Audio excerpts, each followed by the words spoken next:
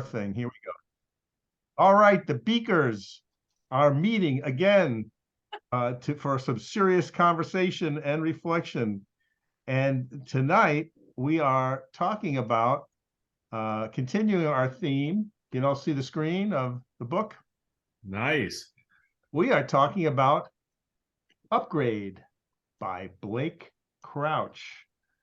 And so let's talk a little bit about this guy and what else we know about him. Which one was he? There he is. There's Blake. So he has written a couple of great novels. Dark Matter, Recursion, and Upgrade is the one we're talking about. But he's actually in residence at NYU where he teaches journalism. Oh. So, these are some of the books that he's written. And what do we know about them? Recursion, at first it looks like a disease, an epidemic that spreads through no known means, driving its victims mad with memories of life they never lived. But the force that's sweeping the world is no pathogen, it's just the first shockwave, unleashed by a stunning discovery. And what's in jeopardy is not just our minds, but the very fabric of time itself. Recursion. Then Dark Matter. Are you happy with your life? Those are the last words that were mentioned before Jason Dayson was knocked unconscious and kidnapped, before he awakens to find himself strapped to a gurney, surrounded by strangers in hazmat suits. Before a man Jason's never meets smiles down at him and says, "Welcome back, my friend." In this world he's woken up to, Jason's life is not the one he knows. His wife is not his wife. His son was never born. And Jason is not an ordinary college professor, but a celebrated genius who has achieved something remarkable, something impossible. All of these things are being turned into TV shows or movies. So that's Mr. Crouch. Is Upgrade becoming a movie? Yes, it is. Yeah.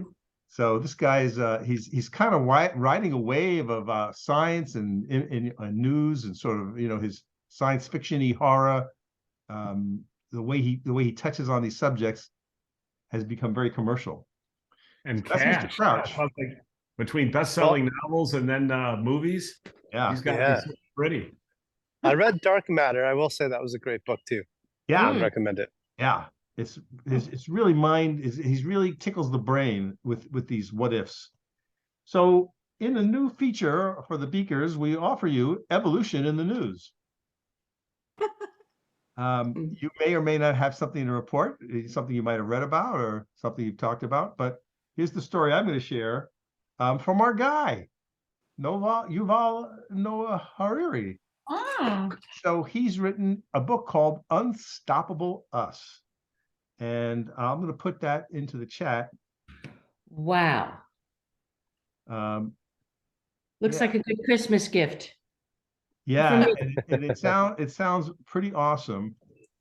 Where's the chat? Here's the chat. There you go. Boom. So the book is called Unstoppable Us: How Humans Took Over the World, and he goes from there. And it's illustrated by Richard Zaplana Ruiz. So the reviewer says, he tells his young audience that we can use our powers for good by inventing stories and cooperating in large numbers to save the creatures of our species, which we've been pushing over the edge.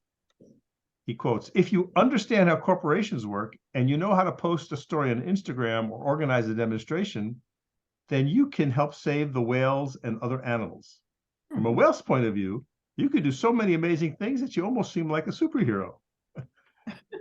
And then the reviewer goes on, "It's a good message and one that today's students need to hear.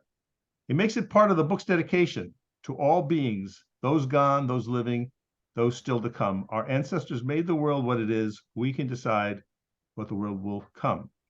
End quote. Nice. The reviewer goes on and says, "I couldn't help thinking of the climate activist Greta Thunberg as I read those words, though she's not mentioned." And then he goes, "I had to wonder whether this is a book that will get into trouble. there's a lot of book banning going on across the world. With a surge of self-appointed censors building long lists of works to yank from schools and libraries, it wouldn't surprise me. Harari describes religion as a creation of the imagination and a way to subjugate people to a leader's will. He says that McDonald's is a fiction. In the corners of our nation that are starting to feel uncomfortably like Margaret Atwood's Gilead, exposing our youth to ideas like this could be courting an anathema, which of course would be great for the brand. So that's our friend reviewing the book. So Evolution in the News.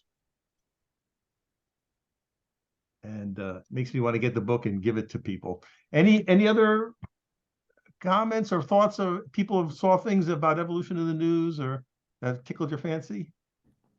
So there's one thing that I saw that I liked because it makes you question whether what we know we really know about anything.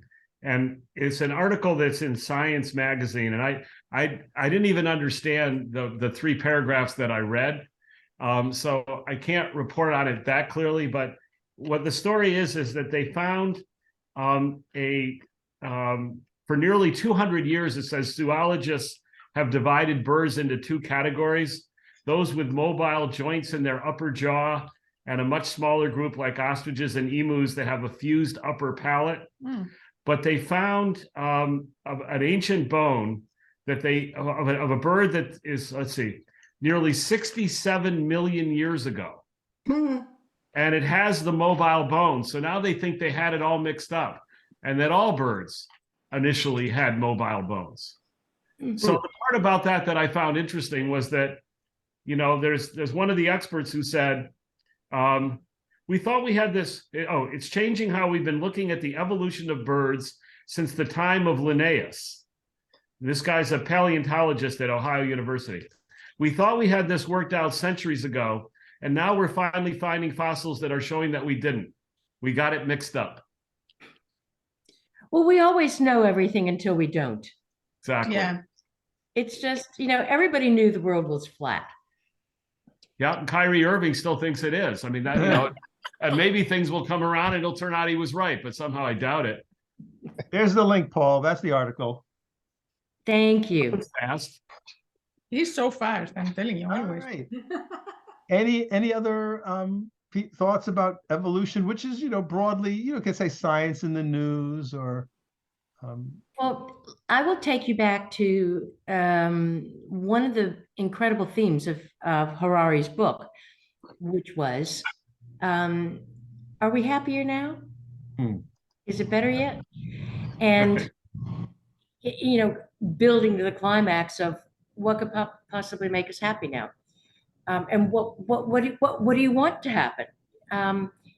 So I was having lunch with a friend who was talking about their trips on safari. Their daughter wound up going to South Africa for her year abroad, and that brought them into the safari world a couple of times to South Africa, and then very recently, one to the Serengeti.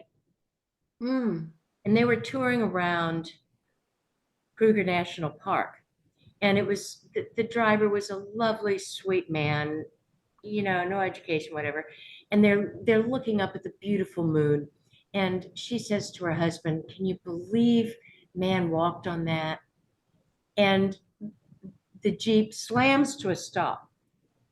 And he says, what do you mean? And they had to go back and explain. And he says, no, that's impossible. He says, no. There was no internet. There was no education, very basic education. And I said, so were they happy? She says, absolutely. They were so much happier than we are. Lower stress, enough to eat, just enough to eat. There could be more, but. Well, according to this, a community. The World Happiness Report, Africa doesn't look so good. Yeah. But this is, so again, depending on what you mean by happy, it says, I think, oh, go ahead. they're self-reported, six variables they report on. And then the top country that always comes up in these is Finland. Finland, really? I think don't they have like the highest intake of vodka per person in the world? There you go. Hunger. There's a correlation. Yeah. I had the same thing when when I was in Kenya. I was around the fire talking to these guys. I was living with these Maasai, and they were like, what do you mean we went to the moon? And I really like explained it to them, and you know how it was. They were fascinated by it. They really didn't know. Wow, that's amazing. Okay. But I will say, I've never seen a group of people laugh so much, and it's noticeably missing when I'm in the streets of New York City. So when we talk about evolution, which direction are we headed? Right. Although I'll give you a counterpoint. My grandfather, who lived to 97, he was born in 1895. So when he was in his early 90s, we said to him, Pop, you know, you've lived through, you know, so much change, you know, including people going to the moon, but especially people being able to fly at all, and computers and technology and all that. What was the most important thing? Is the world getting better? What was the most important improvement? And he didn't hesitate a second. He said, plumbing. Hot and cold running water, bathrooms that flush, you know, toilets that flush and are in your house, in your apartment. He lived in New York City all his life. In your apartment, not out back in the cold water latrines that they used to go to. So there are some ways in which things are a lot better now. Let's say about something else. There was a magnificent book called Empire of the Summer Moon, written by who happens to be an Austin-based historian, about the Comanches and the growth of Texas.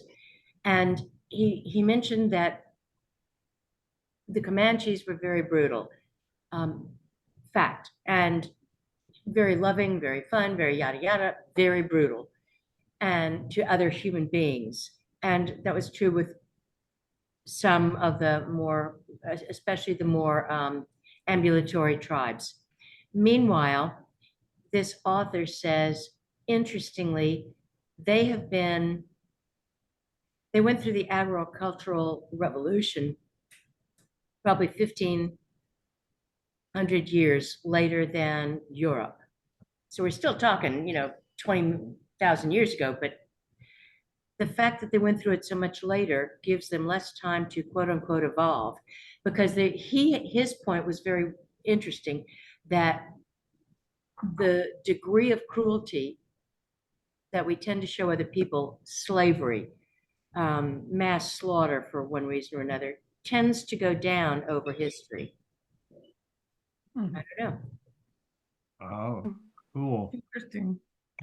Yeah, we just finished watching a Western series on Prime called The English, which takes place in America's West in the 1880s, and the Indian culture, which is vanishing and subjugated, is very much front and center. The two characters are an English lady who's seeking revenge, played by Emily Blunt, and an Indian scout, a sergeant in the army, played by an actor I've never heard of before, who's quite wonderful. And it's the two are, as they journey on this quest, we're learning about his past and her past, and we're seeing what's happening, you know, in the surrounding landscapes. And it's pretty brutal. It's pretty brutal. Beautifully photographed, though, I might say. Talking about the television series, we have to thank you for recommending The Attorney, Dr. Wu. Yeah. Did you love it? It We is love amazing. it. We love it. We recommend it to you guys. It's The great. Attorney? We're only partway through it. It's amazing. The Attorney, Dr. Was Wu. extraordinary. Amazing Attorney Wu. No, extraordinary. Oh, extraordinary. Right. I think, yeah. Yeah. Yeah, no, extraordinary Attorney Wu. It's the star is it's about it's Korean, I think, right? Yes. An autistic attorney in South Korea. Wow.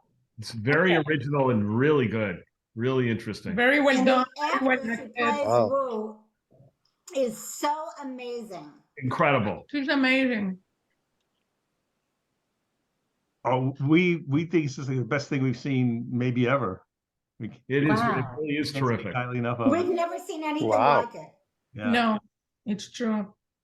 Yeah, it's totally unique. You're right. Yeah.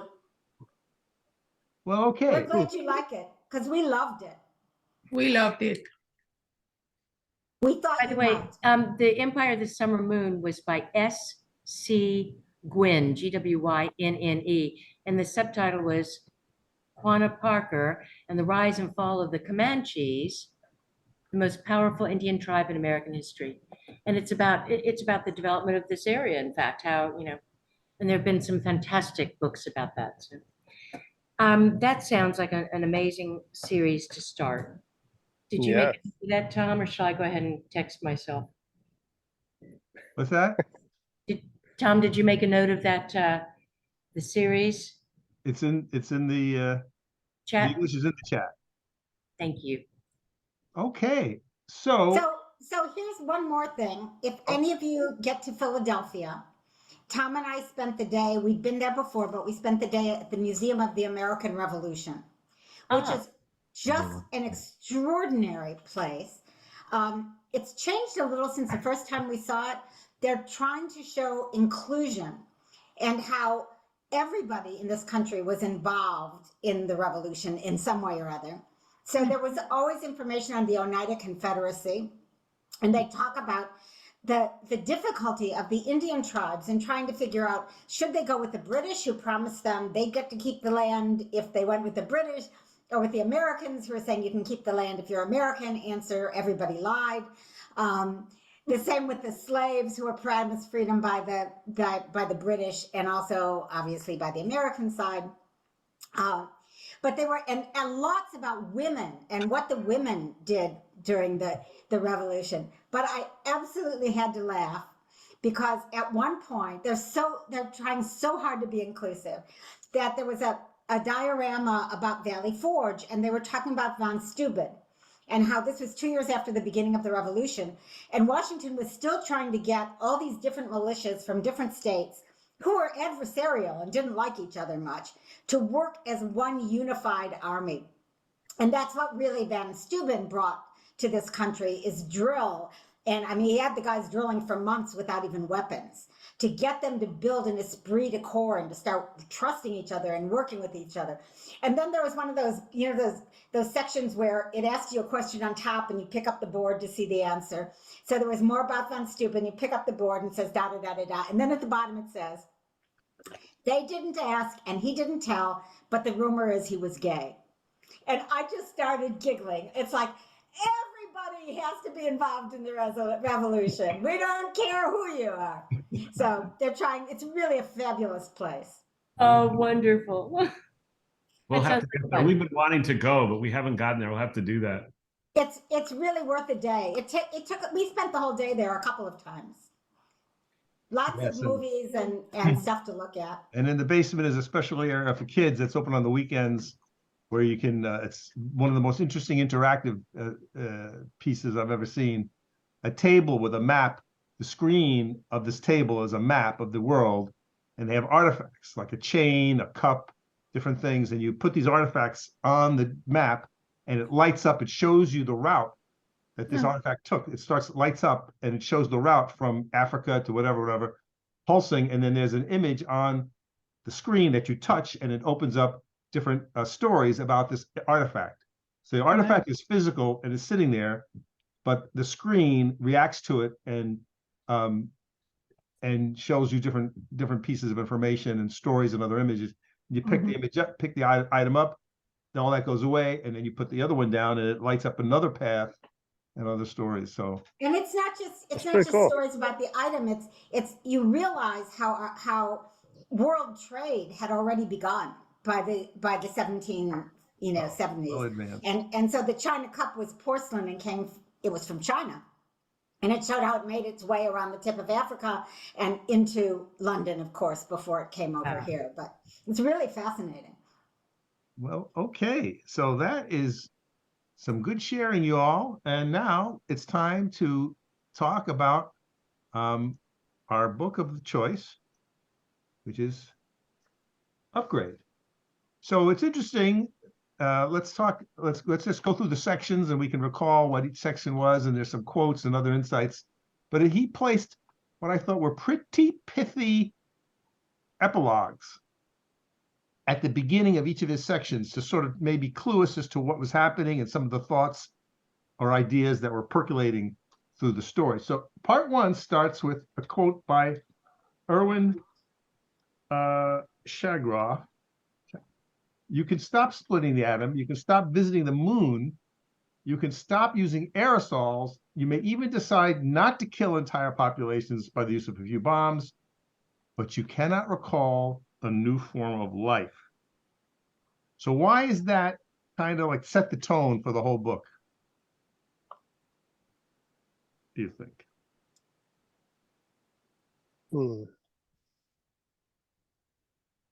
He was a chemist, an Austro-Hungarian Jew who came to the United States to escape Nazis, by the way. He had basic discoveries about chemistry and DNA, and he laid the groundwork for the work of Watson and Crick. Wow. He was bitter because he stood in their shadows, the younger men, American-born. But he was very critical, as you might tell from his quote, of microbiology and gene tampering. So what does this have to do with the book? You know, this idea of once the genie's out of the bottle.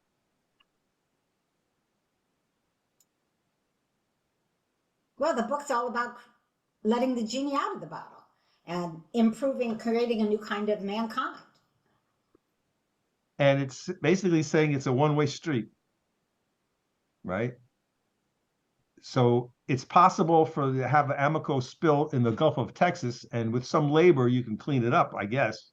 You know, it's a pretty bad spill. You could have an accident where a truck spills some shit in your neighborhood over there and by Houston, right? And maybe some people are hurt and animals are, you know, hurt or whatever. And but eventually you can clean that up, I guess, you know. Or to the other say, you can restrain from killing people with your advanced lasers and bombs. You don't have to launch the airstrike, Putin. You know, no one made you go to war on Ukraine, but you did it anyway. And I guess he's also saying if we had more weapons than Putin, or we outlasted him, then maybe he'll be beaten back and that war will be over. And then we have to go repair the damage in the Ukraine, you know, and all the loss of life and the bridges that got bombed. Eventually, I suppose we could get back, even, you know, look at after World War II. As much as Europe and the world was devastated, we kind of got back to something, right? I think what we're seeing here is this is a whole nother thing, right? We're talking about altering the fundamentals of the human DNA, the code, what makes us human, that self-replicates and goes its merry way, as we've learned in the past by evolving willy-nilly. And once that genie's out of the bottle, we can't get forward. So who wants to just tell us the basic setup, like what's going on in the book as it starts to go in? What's going on? The young man whose mother, and he helped a bit, let the genie out of the bottle, thinking knowledge and growth is a great thing, did not realize she could not control it, right, or put it back in the bottle, and that we don't have the brains to know what the impact of those kinds of changes are. And it's terrifying. It really is. And I'd sent the little 60 Minutes episode out to y'all about the dogs being used for cancer research, and how similar the genealogy, that there are genes in both dogs and humans that are so similar that we get the same kinds of cancer, and that the exploration for curing those cancers is now being conducted on dogs because they're so much closer than rats for some reason. I am terrified at the idea of any of the politicians I know right now being in charge of what life forms we develop. Yeah, and I think that was one of the things that was scariest, is that, you know, as instrumental as Putin was in starting the war in Ukraine, he still had to have a whole bunch of people who support him, agreed with him, go along with him. But in this book, you can just be one person in the whole world who sets what is essentially like a genetic virus. I'm sure that that's not quite the right way to say it, but that can just make the decision. Okay, I think I know the best way to change the whole world, and then just do it. Mm-hmm. Right. That to me was a subtle but scary point that he mentioned several times in the setup. Our hero is part of a federal agency that has extra legal powers. That's another thing that we have to note, that the threat that they posit is so grave that normal security and the FBI and the CIA and all that they have is not enough. So this guy's is like agent without, 007 to the max. Yeah. It sounds like they can go anywhere, do anything, bust you down, arrest you, hold you, License to kill. license to kill. And so the whole idea of where's my rights, I got caught up in I was cooking something in my lab. And someone triggered an alarm and they thought I was doing some evil gene shit. And the next thing I know, I'm in Guantanamo. Right.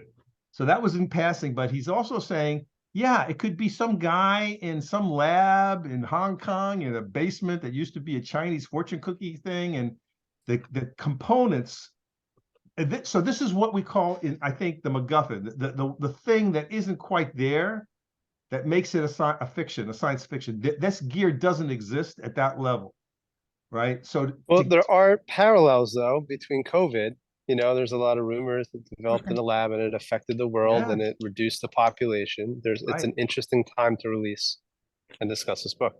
Yeah. So the wet labs that people were positing that COVID came out of, again, used to be very, very prohibitive. But again, that the gear to make all that stuff has gone down, and it's possible. It doesn't have to be a government supported lab or a major corporation to be able to mess with this stuff. It could be a modest investment. But he in his space with gene splicing, what I imagine is the machines and the technology to do the actual splicing is still pretty expensive and limited.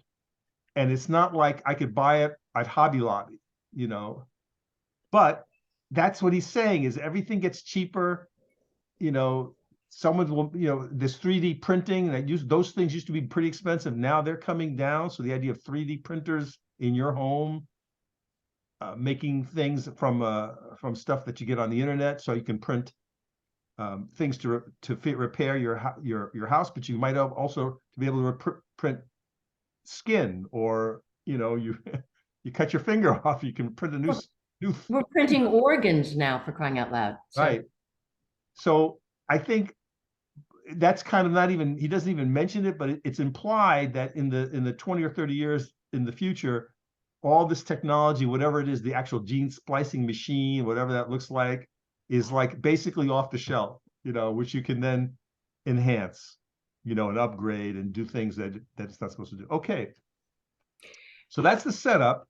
Our hero works for a very secret agency with awesome power because he was involved with an experiment that his mother did in China that was supposed to go one way, to unintended consequences. Right. That's a little, which again is the echo of the Frankenstein story. Again, there's always these science fiction tropes always have a nod to Mary Shelley, where basically the scientist, through hubris and maybe profit, there's a little bit of both. Someone wants to be the first to be able to do something, but there's a lot of money involved here. And again, that's also referenced in the book. There's people are like getting upgrades to get like a tail or whatever, or I want like bozo hair and I'll pay for it, So people have hubris and they have profit motives to do things that they shouldn't do. And as Mary Shelley wrote, the creature was supposed to serve mankind, right? But he bursts his chains, he breaks a scientist's neck, and then he sets the village on fire. And that's this Frankenstein story, that we've been telling over and over again. And now this is it's the hubris of intelligence. It's the belief on the part of science that with enough intelligence you can do anything. But that's the beautiful. Go ahead, Mar. No, I'm sorry. What were you going to say, Vicki? That's the incredible irony of this book, that this wonderfully motivated, now brilliant man, now super brilliant man, does the same thing. Different motives, Mhm. But we have no idea what the effect is going to be of his releasing his viruses to do his gene altering experiments. They weren't experiments, it was to change humanity and increase empathy. Right, kindness, yeah. Yeah.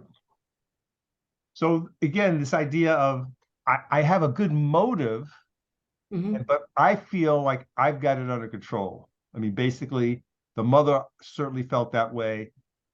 And to the outsider, it feels like, well, that's a little reckless. That's you never did this before. Don't worry. It's like you just said, I got it under control. Don't worry about it. Trust me. Mhm. Well, in the book, obviously that went south. And I think they said millions of people died as a result. Mhm. Millions and millions of people died. So that's on Hundreds of millions. them. I mean, you can say, that's a heavy burden to live with. And he carries that, I guess you could say, shame, but also the expertise. So he's kind of like a pariah, but he's also kind of, the special agent. So he's got a troubled past. Okay, so that's kind of the setup. We're in this world where this technology exists, and apparently it's pretty widespread because he shares a few stings that he's in on. It sounds like these guys that he's trying to arrest. It's like some sting where some guy's counterfeiting, lottery tickets, in Jersey City, and we got to go. The FBI has a little task force to take down some scumbag. These are not like masterminds. It seems like the kinds of criminals that are pulling this off are various levels of criminality. And he shows us a few of these little stories of involving with cases, and some are pretty routine and some are a little more serious. But then what happens?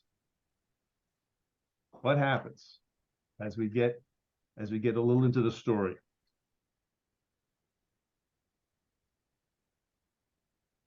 Who comes into his life?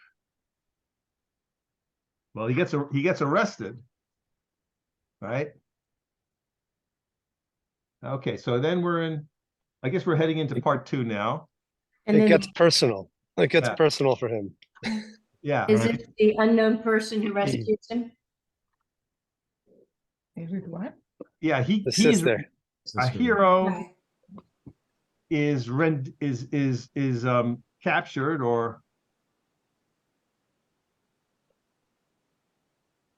and imprisoned.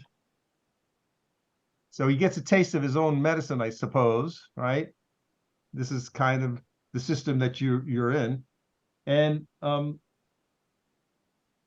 the quote that starts section 2 is from John Sulston.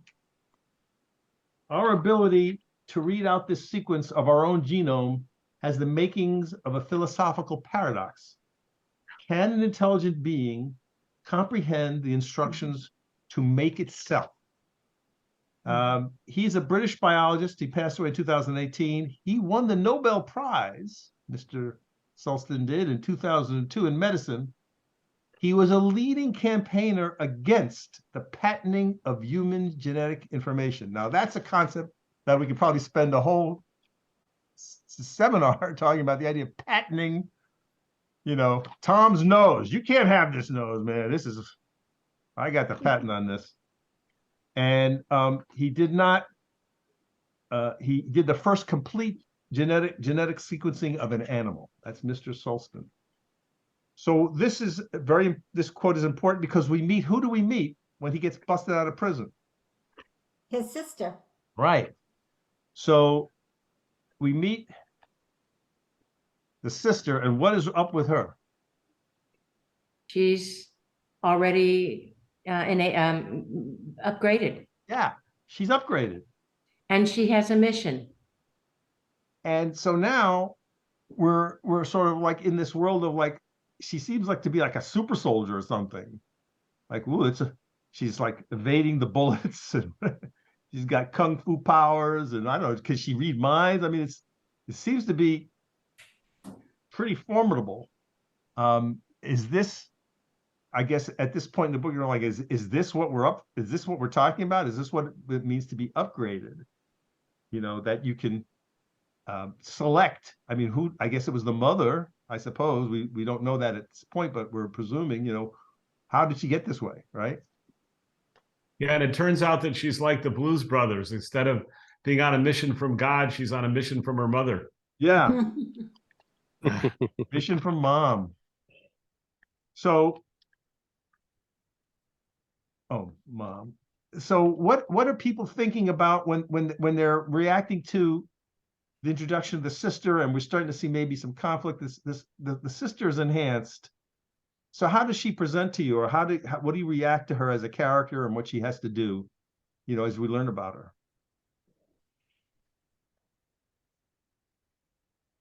Parts of her are enhanced, and parts of her are not. The empathy, Yeah, the sympathy, the humility. which is not enhanced. But No. which is not what she and her mother were working on enhancing. They were working on enhancing intelligence, not empathy, not kindness, not any of those, not sympathy, not understanding others. It was very much IQ based. Mm-hmm. I think that's an awesome point. And so we're sort of starting to pay attention, I think, and certainly this becomes a major theme by the end of the book, is choosing what has been upgraded. And thinking that, again, back to this hubris thing, this is mom, standing in for Frankenstein and all the scientists of the world. I know what's wrong with humanity.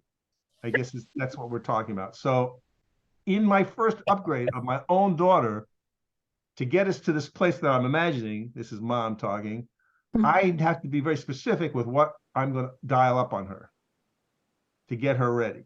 So she doesn't give her a long leg. She doesn't give her big breasts. She doesn't, what I'm saying? She doesn't, none of that is not really on the table. Or, as you say, empathy. And that's not, according to mom, the sister needs something else. The daughter needs other things to get this mission accomplished and to deliver the goods. Didn't this section make you think about what upgrade would mean to different people? You said, well, we could make her bigger boobs. We could make her, it's all humanity does not share the same picture of what an upgrade might be. And I think that's another awesome point. Again, talking about the cultural differences. Again, this is written by a Western American man, white man, born in the middle of our time. It's not written by a Chinese guy from the 1700s or an African Maasai, elder, born in 1930, who might all have very different perspectives. If you said, imagine, Maasai elder, what would you make more of? I don't, if you couldn't use the word upgrade necessarily, but you could have the same conversation to say, what quality in the Maasai people, elder person, should we lift up and make more of? I wonder what they would say. Your use of the male pronoun is very interesting there, of course. Right. Well, I'm thinking Because that it's a very different view. Yeah. Well, yeah. Or our Maasai female elder, what would she say? Probably more I like. can tell you because I lived with them for a while. Yeah. Oh, People. They want to make more people. They want to have bigger kids. It's they have multiple families, not theistic, but they have multiple wives, multiple families, and they're always they're polygamous, and their sense of polygamous. And their sense of prowess in their society and their bomas is directly tied to the number, how big their family is, and how many wives they have. Wow. So it might lead to a stronger semen count or something, if you want to get scientific about it. Yeah, like more, or fertility or something like that, or a child could be brought to term in 6 months instead of 9. Like if you could put that, if you could meet with an elder or someone who is a leader in Maasai society, here's the deal. If everybody in your clan drinks this potion, you'll have children in 6 months and not 9. And they go, ooh. Math on that. Again, they might find that a tasty proposition. Interestingly enough, though, as a counterpoint to that, when I was speaking to the elders with the younger generation. There's a massive shift right now, which actually is kind of relevant to this, in that now they're sending their kids or some of their kids to the cities to get educated. You know, it's about education, and a lot of them don't want to come back to live off the land. And it's a really interesting conversation that they have right now, because it's not a better quality of life going into Nairobi or some of the other cities in Kenya. So there's a lot of drugs, there's a lot of theft, there's a lot of murder, and it's a pretty gnarly place.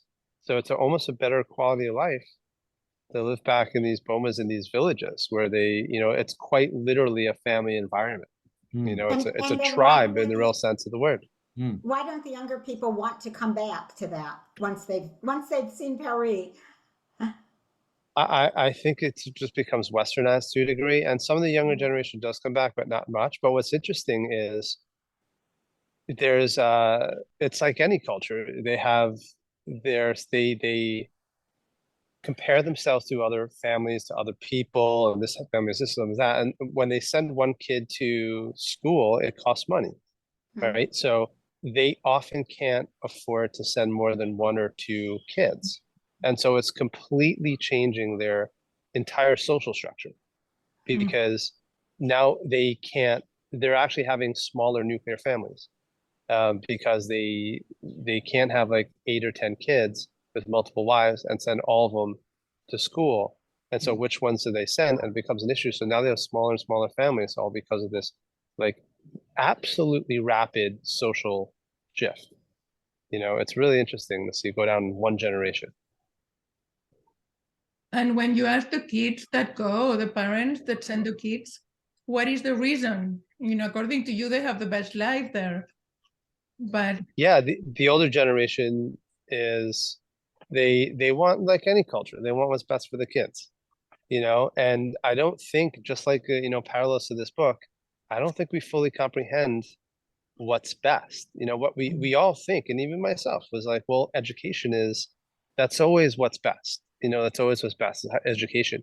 But when they send them into these bigger cities right now for this education, it's not the best quality of life. And when you look back at what the alternative is, they have this village environment where they have all of their needs met, their social, their economic, their family life, and this idea of the tribes that they live in is very communal. In every sense of the word, it's a tribe, and it takes a village to raise a child, and they have those villages. And when you go into a modern environment like a city, all of a sudden they're isolated, and all of a sudden they're lonely, and all of a sudden everything that they knew is different. And is that the best for them in the name of education?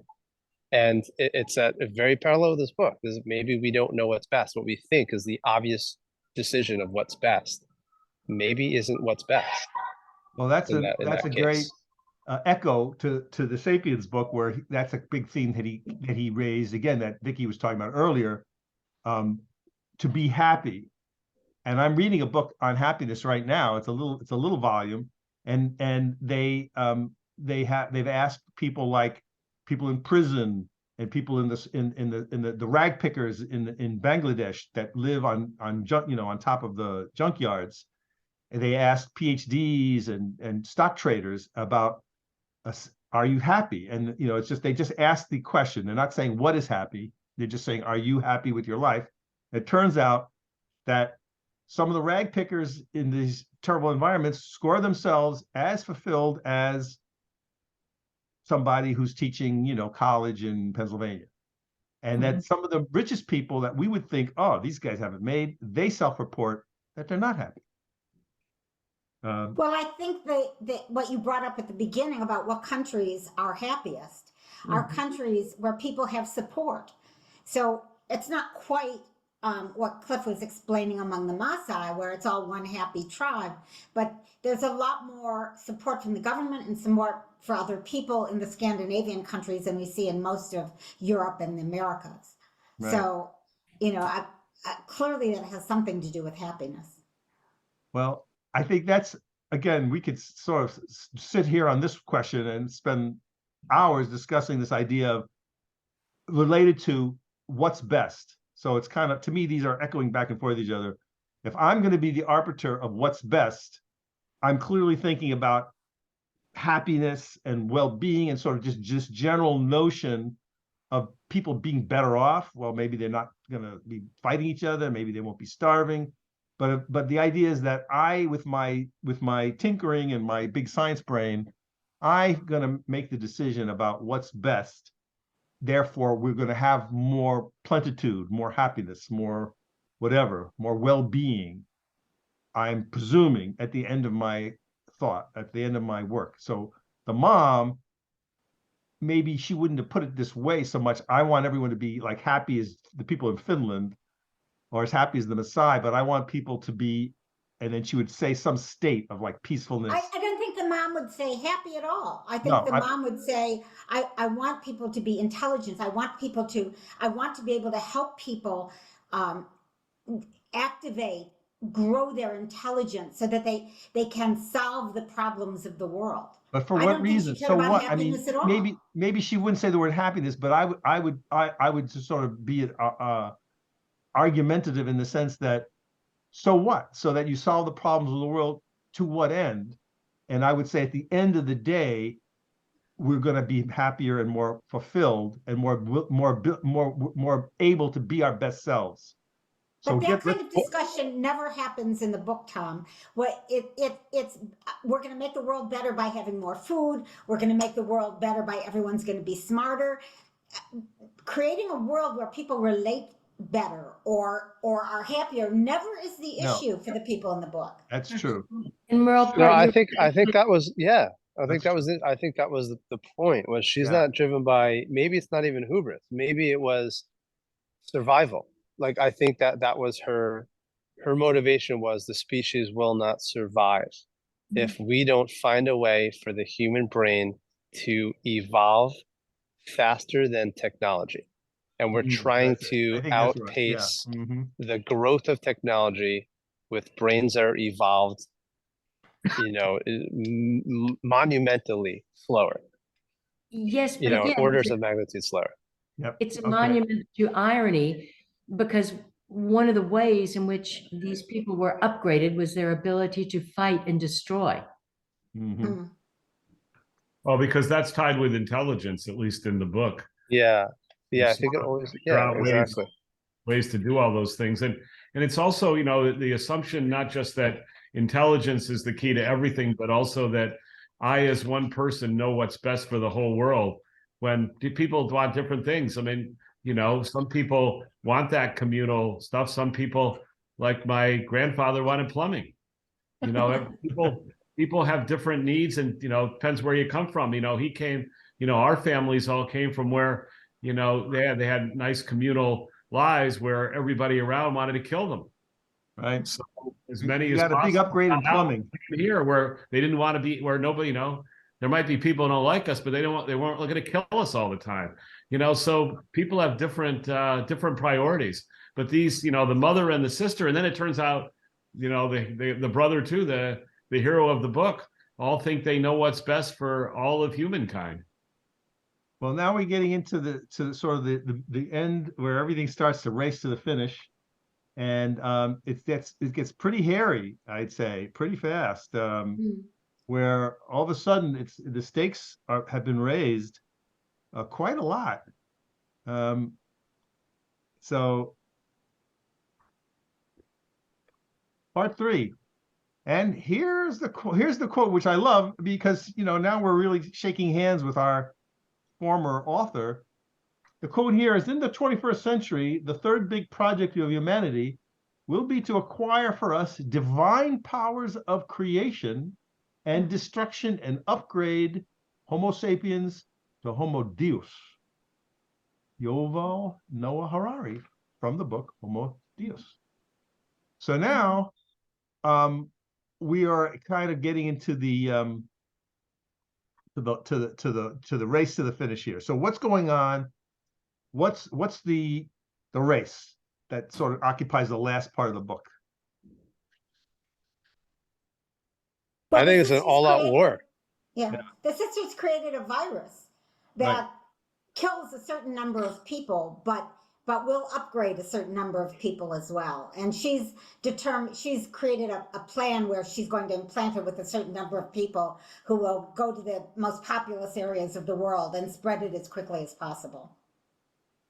So, and it seems that the outcome will be they'll be kind of be like her, I suppose. She's smart and fast and powerful, Or dead. or dead. And the number of dead is 100 million. It's a big number, right? And I think there's some dialogue where the brother is like appalled, and the sister kind of says it's the price of doing business, you know. Because if we don't do this, it's sort of like Ford with Pinto figuring out the cost of a life before you fix the gas tank, you know. right? But, you know, it's just harder to fix a gas tank, so we'll just figure out how much we have to pay everyone who dies. Yeah. So to save the world. Yeah, and this was an infamous story where Ford made a car, the Pinto, and they knew for a while that it was blowing up. But just as Merle said, they didn't do anything. They didn't say anything. They didn't recall them or fix them because they had made that calculation. It's literally the ends Got justify caught. the means. Right, until they got Yeah. caught. And then, Right, then they so had the value. So someone puts a value on the life as opposed to the litigation and the cost of, right.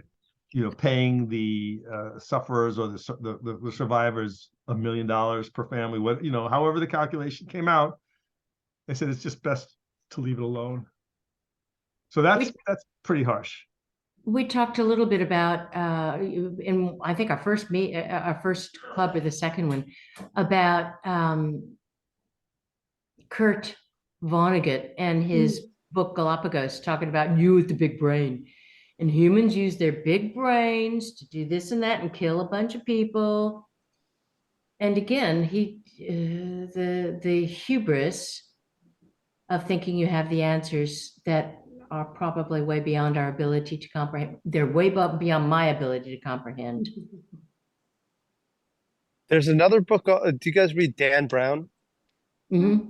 I think he had a book. It was Dante's Inferno, I think it was, Mm-hmm. where it was a similar concept. It was the issue, a very real issue of human population growth. And Yeah. it was a hubris of one person to try and solve it because they met with world leaders, they met with religious leaders, and no one would address the ongoing and real issue of human population growth. You know, Yes. it's outpacing the sustainability of the resources that we have. And it was a similar concept to this of how one person can try and take matters into their own hands and not understand the repercussions and the consequences. Right. Well, Yeah. in the case of China, you know, if everybody in China were to have the kind of lifestyle that we have on this screen, we'd need 2 more planets. So Sure. But then in one generation, we would need 4 more planets. And then one more generation, we would need 8. And then one more, we would need 16. we're running out of planets. It's the fly. Yeah, it's the fly in the jar analogy. It's interesting. I think I read a book. I think there's a book called There's No Planet B. I like that. We are in an, I mean, another thing I think about the book that it brings it, you know, very dramatically is that we are at an inflection point. I think that's one of the things that the author makes that helps raise the stakes for the story. Yes. That because the way the world is going with population and the environment, and that if we don't do something now, you know, as opposed to say 50 years ago when someone might have been written a similar book, it just doesn't have that gravity as we I think we kind of agree with the authors, like we are kind of at the end of a road here, aren't we? Climate change, yeah, population growth, disease, there's a lot. Even social media, you know. Yeah, like I must say, the climate change thing in the book really hit home, literally, because, you know, in the book at the end, where everything is flooded below Houston Street, and my office is at the corner of Houston Street and 7th Avenue South, and my apartment where I lived for almost 30 years, which I still own, is a block or 2 north of that and right by the river. And when Superstorm Sandy happened, the whole street flooded. And my apartment's on the 5th floor, but all of the ground floor apartments were destroyed by the flooding. And of course, you know, that was like 10 or 12 years ago.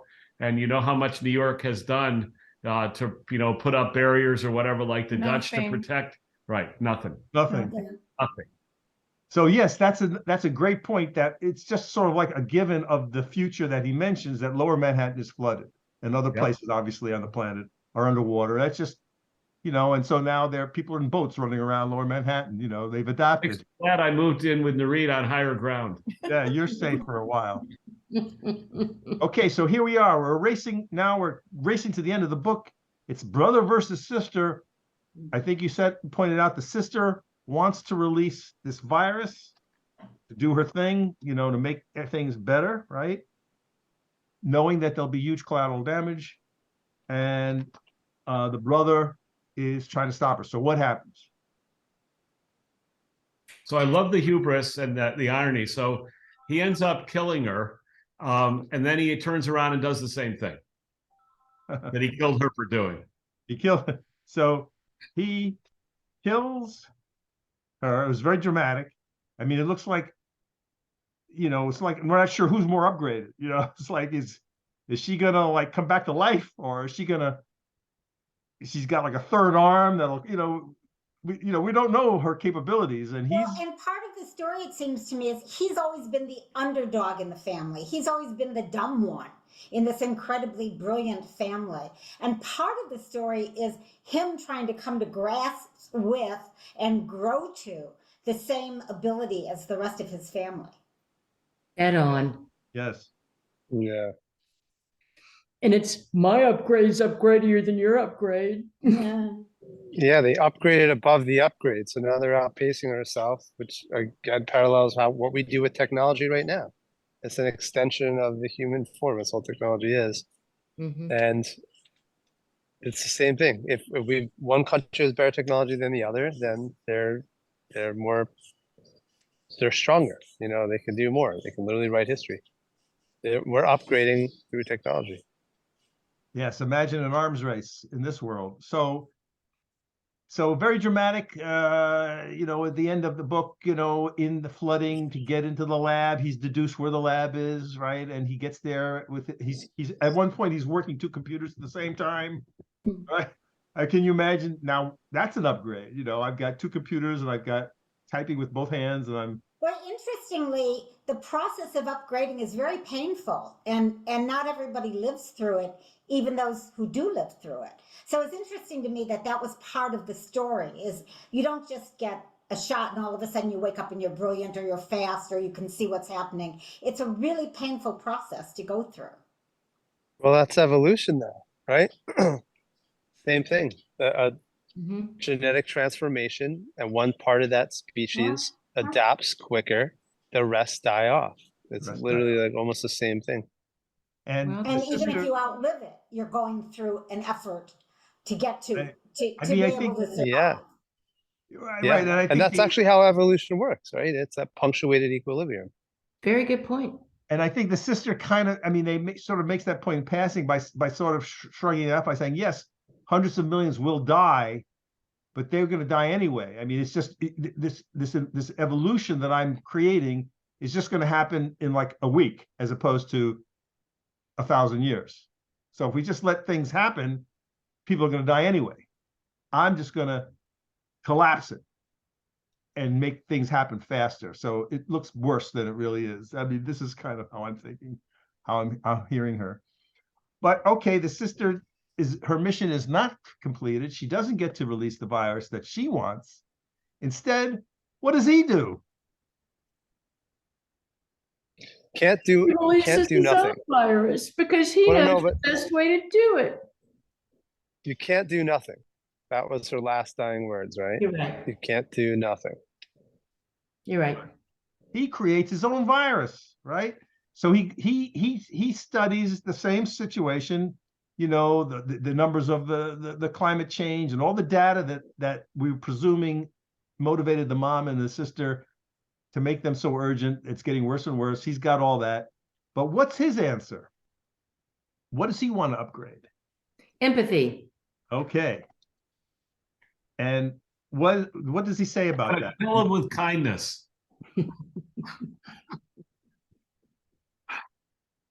Well, it's interesting. It actually makes perfect sense to a degree, because when we first started out, we had extremely small tribes, these little group, 10, 20, 30 people, and the agricultural society got larger and larger. And then we had big, our brains were never developed to handle metropolises like we are in now.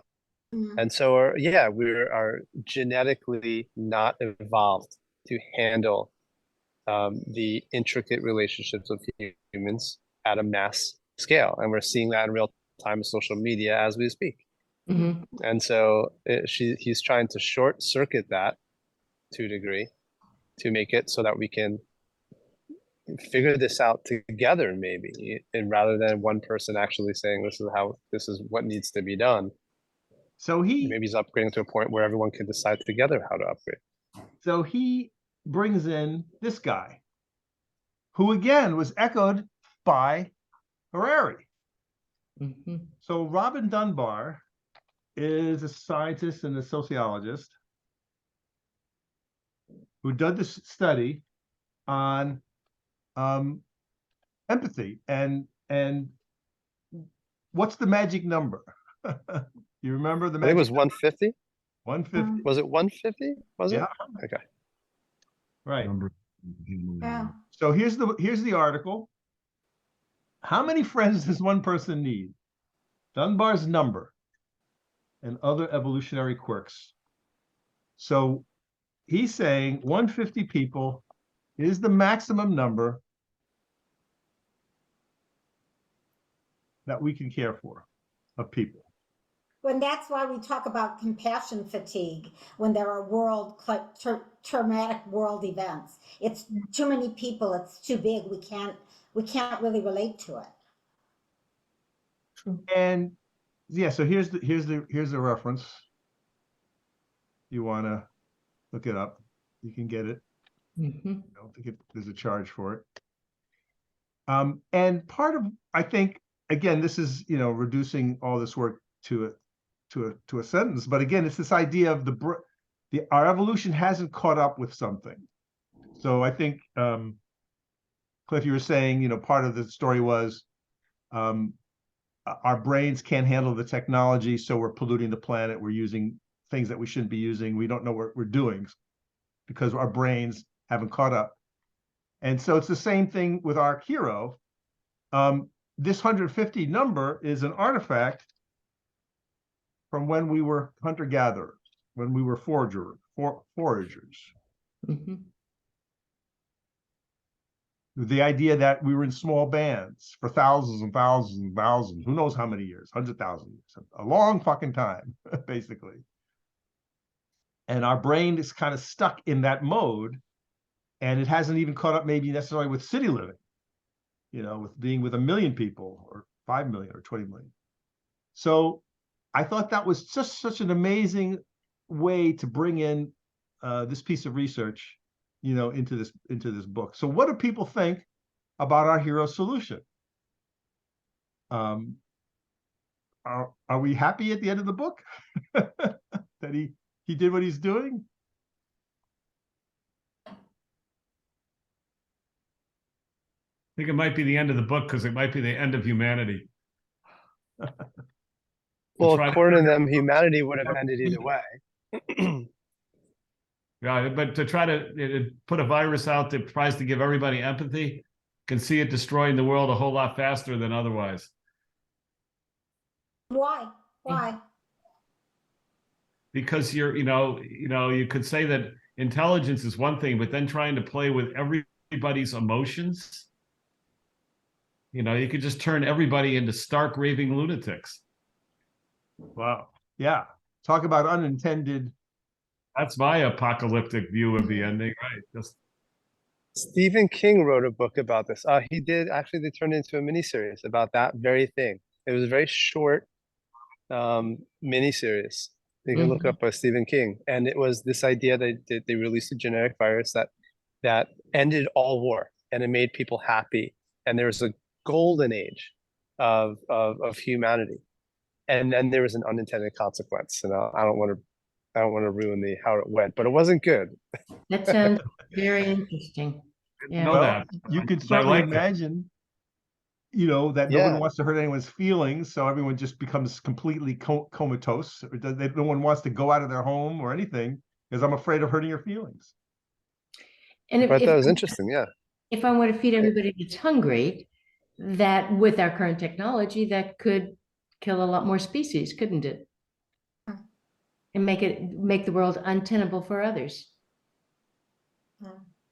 So Who gets to decide? Yeah.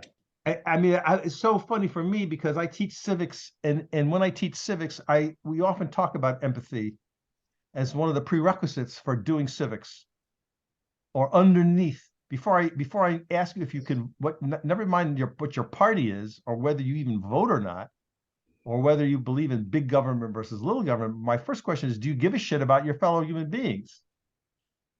Do you even feel that you have an obligation to be part of public life, that you are part of a larger commonwealth or something, or that you're connected with? And that's sort of, to me, that's the precursor for empathy. If you don't give a shit about anybody and you think it's me, then you're hardwired against empathy. You're not gonna find that a useful thing. You'll avoid it, or even think it's a downgrade.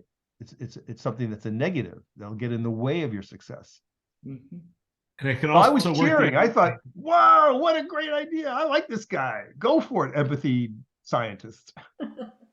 I have the opposite reaction because I thought what you thought, and I also thought about, so people already have a lot of empathy, and you upgrade it, you know, to the nth degree, and how can they function? How can you care about everybody at once? It's kind of the other side of, you know, if you only have 150 close friends, but how can you care about the whole world all at once? Everybody might go mad. And I mean, you know, insane, not angry. But what if you increase the capacity, right? He's not increasing empathy as much as the capacity to offer the same level of empathy to the greater number of people. And if you can increase your ability to do that in a way that you do not go mad by doing that, what would that look like? You know, that's the upgrade. Literature would be a lot more boring because the whole struggle of human nature and the good and the bad is what has driven mankind for so long and driven art. Well, well, maybe he didn't mean good versus bad. Yeah, maybe he just meant the capacity, like you love your mother or your sister or your brother. That same level, not anymore. Just expand that to a larger population of people. So this idea of family, it can grow.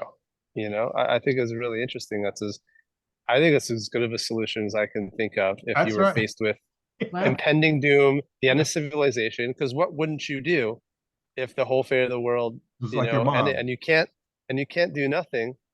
And so I don't know, as far as an upgrade goes, that seems like a pretty good solution to me. So it's fascinating to think about what actually would be upgraded. You know, if you actually could take an X-ray or a molecular scan, is it the number of brain cells or the wiring of the neurons, or we're not sure what's being upgraded, or the chemical, whatever.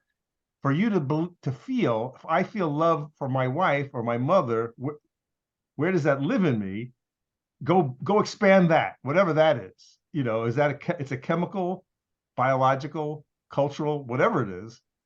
And instead of my limits to feel that extending a very short field away, he's saying with this upgrade, now I'll feel that same warmth and commitment to, who knows, millions of people. Yeah, he's not upgrading empathy. I think he's upgrading the capacity for empathy to more people. It would be the equivalent of not upgrading your computer, but upgrading the hard drive on the computer.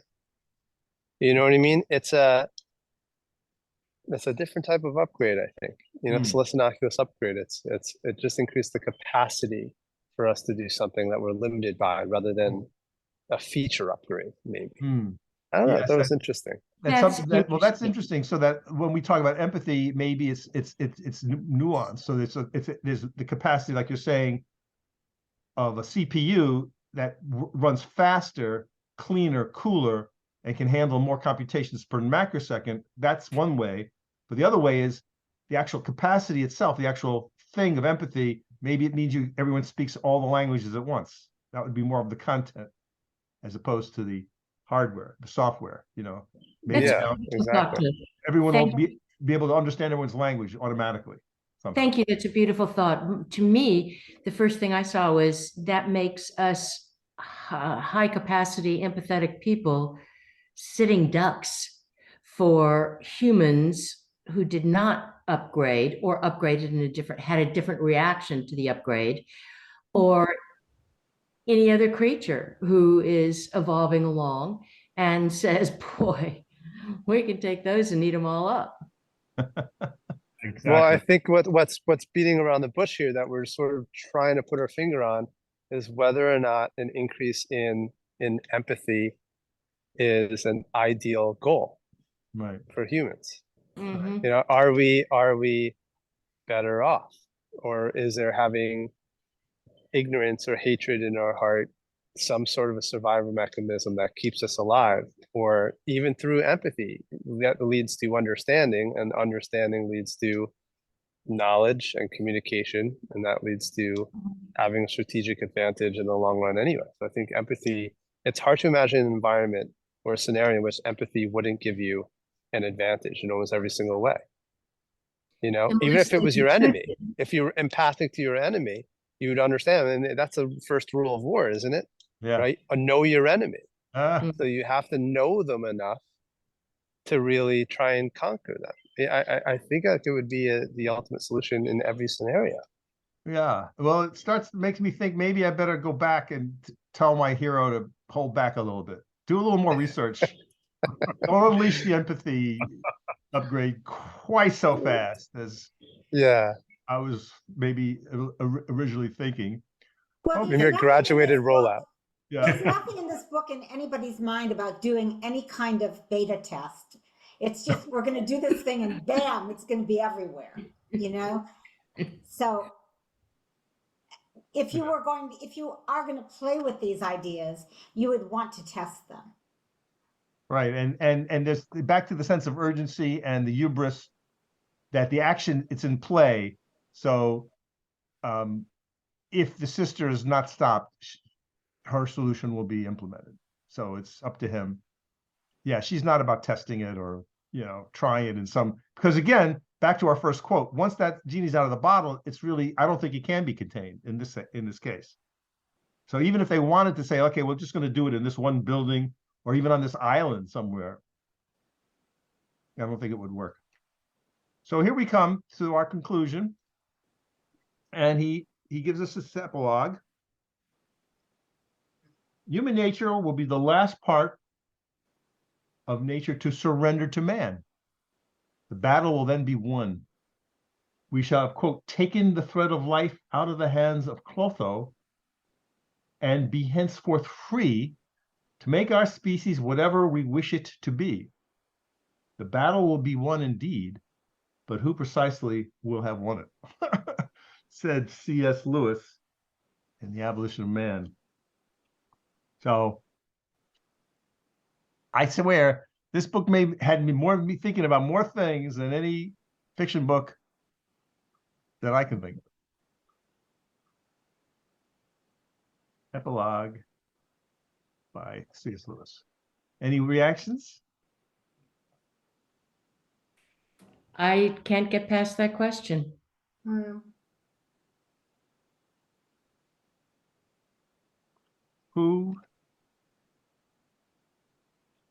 Who precisely will we be?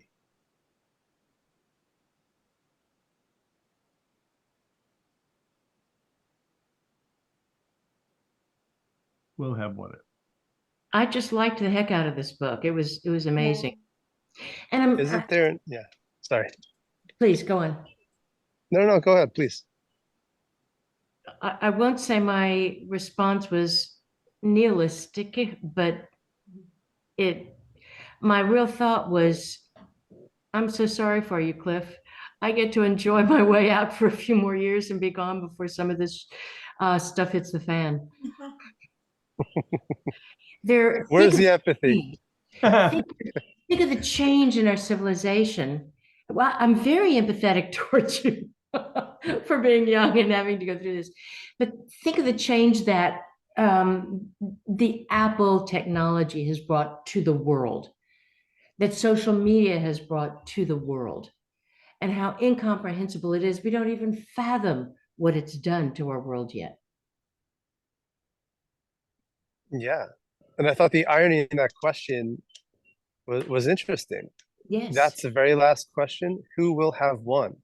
Doesn't that almost like fly right in front of the idea of what it means to be empathetic in the first place? Is that you're not, there's no winning and no losing if you're supposed to be empathetic. Everyone is supposed to win. You're supposed to lift everyone up. Mhm. So this idea that posing this question of winning and losing, you can't have a winner without a loser, that duality to it, that flies in the face of empathy. You know, that the question shouldn't exist if you're empathic, True. right? I don't know. It's just an interesting way to end it with, Well, I with think, that yes, question. I think nature is, you know, indifferent as upgrades happen, however they happen.